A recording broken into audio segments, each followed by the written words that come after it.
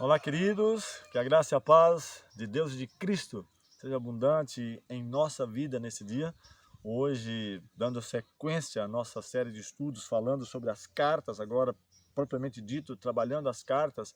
Vamos trabalhar a primeira carta aqui na sequência bíblica, claro, não é a primeira escrita, mas na sequência, a partir do livro do Atos dos Apóstolos, carta aos Romanos. Quais são os objetivos de Paulo ao escrever essa carta? Qual é as implicações, quais os temas abordados ali, qual a relevância para os nossos dias? São essas algumas das perguntas, é claro que poderemos aprofundar muito mais nelas para que venhamos trazer aplicação para o nosso viver. Quero te convidar nesse momento a termos uma palavra de oração. Amorável Deus, bondoso Pai, te damos graças pelo cuidado, a proteção e a oportunidade nesse dia podermos meditar em Tua palavra. Dá-nos a unção do Teu Santo Espírito, nos guie sempre. Essas bênçãos te pedimos e agradecemos em nome de Jesus. Amém. Quero abrir a palavra de Deus justamente aqui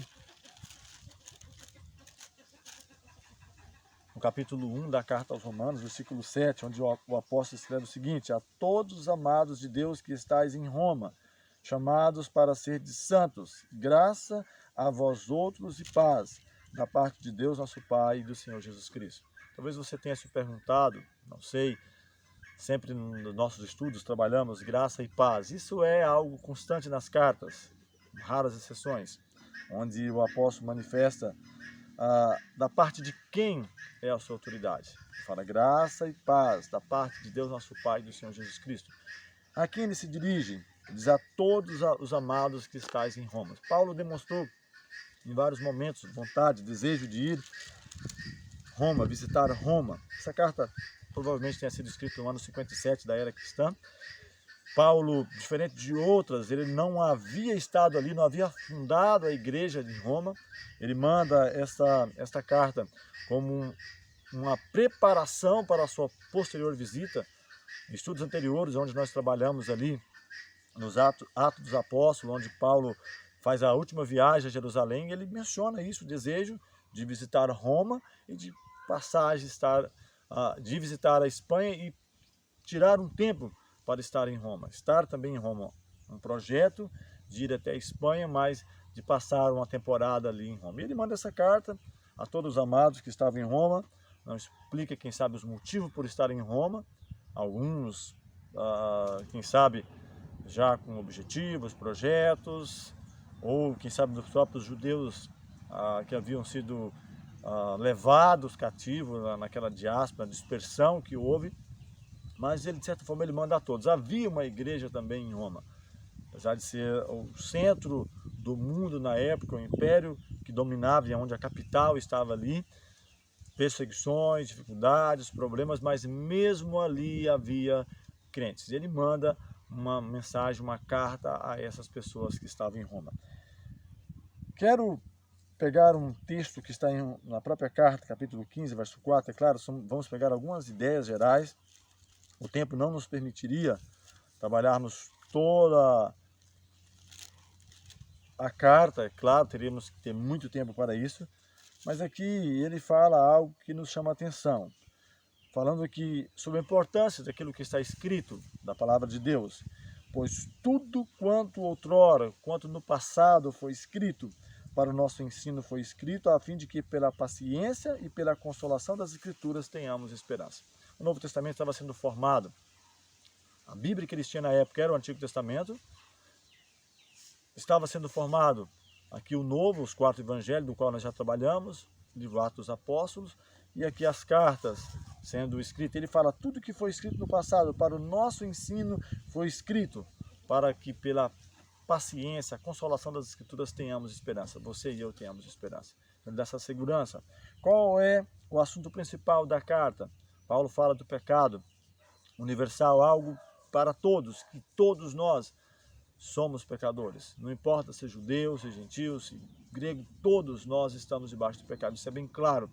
Então, Paulo, ele trabalha de uma forma geral, o pecado universal, e fala muito da justificação pela fé. Aqui, falando sobre a idolatria e a depravação do homem, no versículo 20, do capítulo 1 da carta, ele fala o seguinte: porque os atributos invisíveis de Deus, assim o seu eterno poder, como também a sua própria divindade, claramente se reconhece desde o princípio do mundo, sendo percebidos por meio das coisas que foram criadas. Tais homens são, por isso, indesculpáveis. Então, havia o conhecimento suficiente, seja pela parte escrita, como nós mencionamos, que é para a nossa consolação, seja pelas obras criadas, onde poderemos compreender sobre a divindade de Deus, compreender do seu amor. Ele fala que todas as pessoas se tornam indesculpáveis, não há desculpa. No verso 28 ainda, ele menciona o porquê da depravação, desse afastamento, e ele não aponta, olha, é você ou é aquele, ele está falando no geral, mas principalmente daqueles que não havia um conhecimento ou dado crédito à palavra de Deus.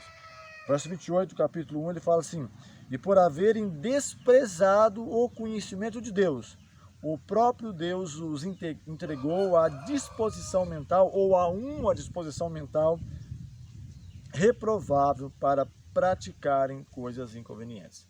Então ele fala que havia o conhecimento suficiente dentro da palavra, e eu menciono, volto a repetir, que na época a Bíblia existente era o Antigo Testamento, então eles poderiam verificar o contexto da criação, dos patriarcas, dos profetas, todo o contexto histórico do povo de Israel, que de certa forma ele diz que houve um certo privilégio, não que Deus os privilegiasse a mais do que os outros, mas no que diz respeito ao conhecimento.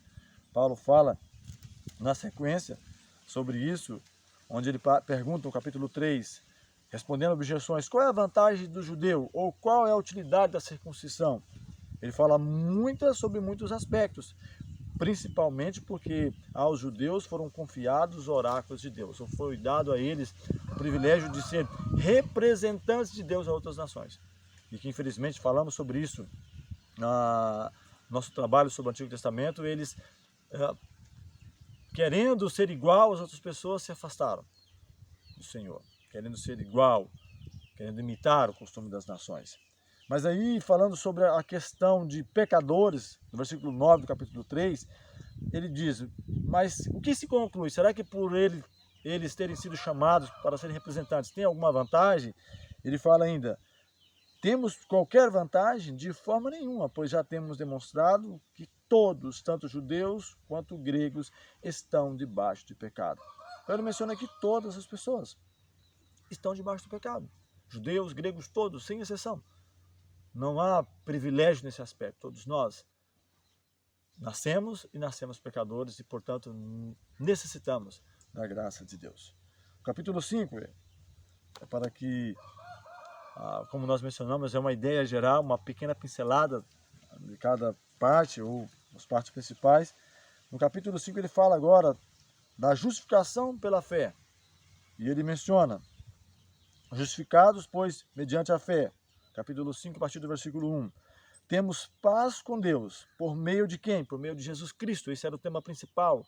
A justificação pela fé em Cristo.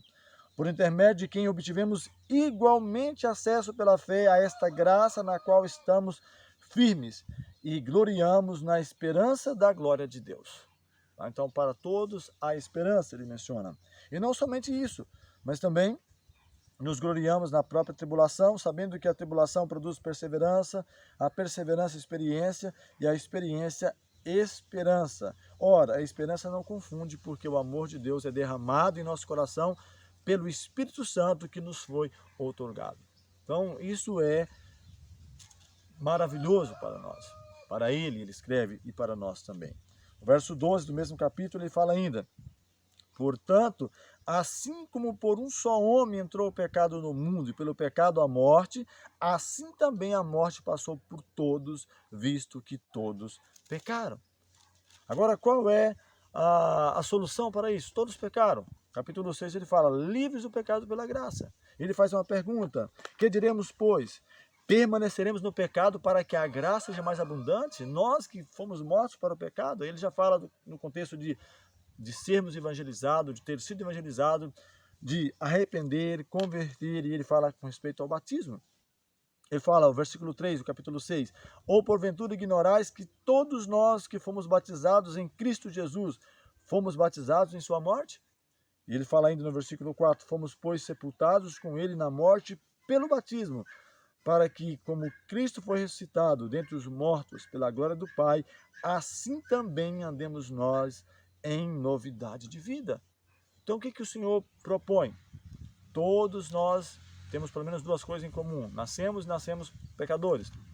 Então, há o processo de ensinamento, evangelização, justificação pela fé em Cristo, sermos nascidos de novo, da água e do Espírito.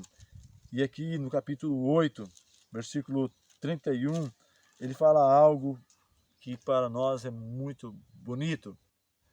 Ele diz assim, as provas e a certeza do amor de Deus. A segurança para mim e para você. Que diremos, pois, à vista dessas coisas? Se Deus é por nós, quem será contra nós? Verso ainda 32, aquele que não poupou o seu próprio filho, antes por todos nós o entregou. Porventura não nos dará graciosamente com ele todas as coisas? Será que vai haver impedimento para o amor de Deus? Quem tentará acusação contra os eleitos de Deus? É Deus quem os justifica. Quem os condenará? É Cristo Jesus quem morreu, ou antes quem ressuscitou, o qual está à direita de Deus e também intercede por nós. Quem nos separará do amor de Cristo?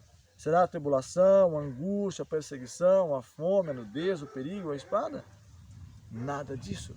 E ele diz mais ainda, em todas essas coisas, porém, somos mais que vencedores, por meio daquele que nos amou. Eu gosto muito de usar esse versículo, versículo 37 do capítulo 6, 8 da carta aos Romanos.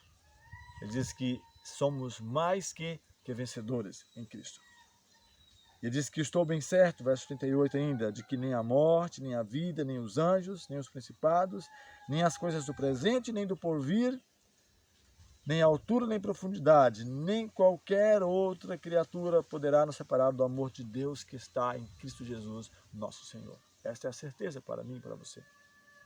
E eu quero fechar, é claro que teríamos muito mais a falar nessa carta, ela tem 16 capítulos, onde fala aqui sobre a incredulidade dos judeus, os judeus rejeitam a justiça de Deus, o futuro de Israel e assim outros temas. Mas eu quero finalizar com um pensamento, capítulo 12, falando sobre a nova vida. Isso dá para nós termos uma ideia do que ele está falando dessa carta. O pecado, de uma forma geral, onde todos nós somos pecadores, a justiça de Cristo nos alcançando, e ele fala sobre a nova vida. Capítulo 12, versículos 1 a 2. Mas o nosso objetivo é que você, por si mesmo, busque a ler nesse contexto histórico, profético da Bíblia, cada capítulo, cada versículo, e entenda ali aquilo que o Senhor quer te transmitir através da sua palavra, ungido ali, ou ungindo-nos através do seu Santo Espírito. Fala assim, capítulo 12, da carta aos Romanos, versículo 1 a 2. Rogo-vos, pois, irmãos, pelas misericórdias de Deus, que apresenteis o vosso corpo por sacrifício vivo, santo e agradável a Deus, que é o vosso culto racional. E não vos conformeis com este século, mas transformai-vos pela renovação da vossa mente, para que experimenteis qual seja a boa, agradável e perfeita vontade do Senhor. Então, o que ele nos desafia?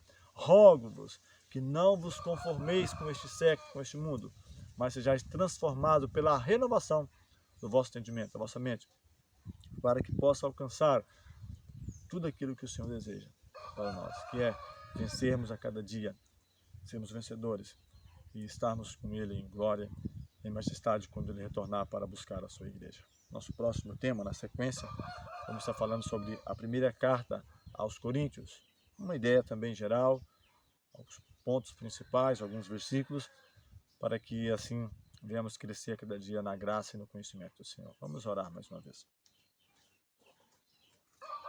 Eterno Deus, amorável Pai Celestial, te agradecemos pelo cuidado, a proteção, por essa breve reflexão sobre a carta aos Romanos, que venhamos entender que somos pecadores, mas que através de Cristo temos a oportunidade de sermos justificados e alcançar a vida eterna. Dá-nos a tua paz e tua graça, nos guie sempre. São bênçãos que te pedimos e agradecemos em nome de Jesus. Amém.